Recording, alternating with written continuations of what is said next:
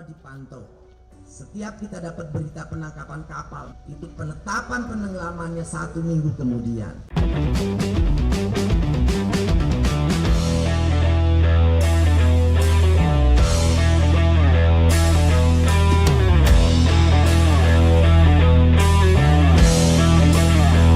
Tenggelamkan!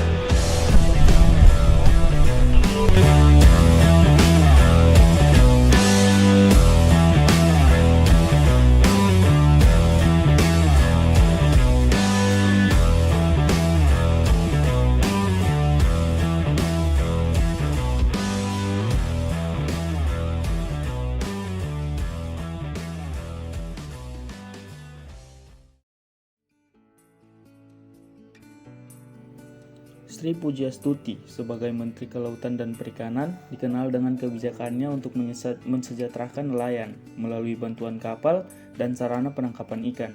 Beliau juga meminta KUD untuk membantu nelayan mengakses pinjaman di lembaga modal usaha, kelautan dan perikanan.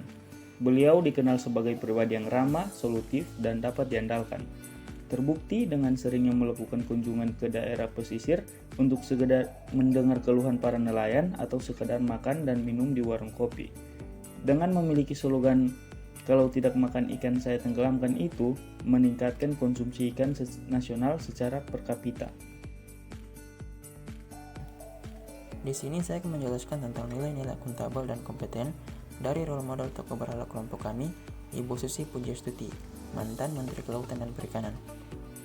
Akuntabilitas dari seorang Susi Pujiastuti dapat kita lihat ketika menjabat sebagai Menteri Kelautan dan Perikanan.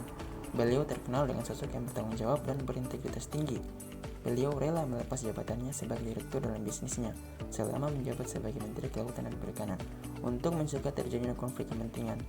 Beliau juga terkenal dengan sosok jujur dan apa adanya. Dibuktikan dengan beliau tak malu mengakui dirinya yang hanya merupakan lulusan SMP. Selain itu, di balik sosoknya yang jujur, beliau juga seorang yang tegas. Hingga akhir masa jabatannya, beliau telah menenggelamkan total 556 kapal yang melakukan illegal fishing dan berdampak pada peningkatan stok ikan Indonesia dari 2015 sebanyak 76% di tahun 2018. Kemudian Ibu Susi ini juga sangat berkompeten dalam menjaga ekosistem kelautan di Indonesia.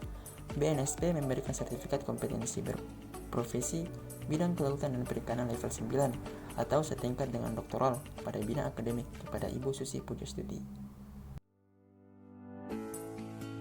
Harmoni. Sosok Susi Pujiastuti dikenal sebagai pribadi yang ramah, peduli, komunikatif, supel, menghargai perbedaan, dan tidak diskriminatif.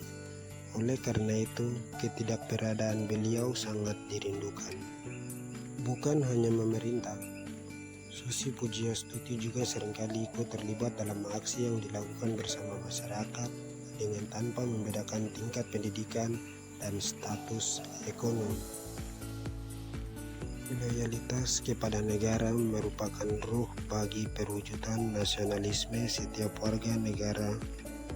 Wujud kepatuhan, ketaatan, dan kesiapan warga negara untuk mengorbankan apapun kepentingannya demi tetap tegak kokohnya negara yang telah memberinya ruang untuk hidup adalah salah satu contoh implementasi nilai loyal yang dapat kita teladani dari sosok Ibu Susi Pujiastuti.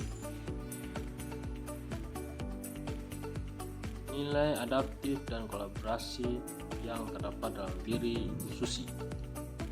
Yang pertama yaitu nilai adaptif yang terdapat dalam diri Ibu Susi, yaitu mudah menyesuaikan diri terhadap perkembangan zaman dan juga mempunyai kepribadian dan komunikasi yang baik.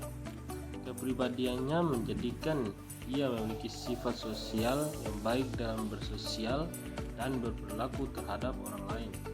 Ibu Susi juga memiliki kemampuan berkomunikasi yang baik sehingga ia mampu mengekspresikan dirinya terbuka dan berkomunikasi terhadap orang lain.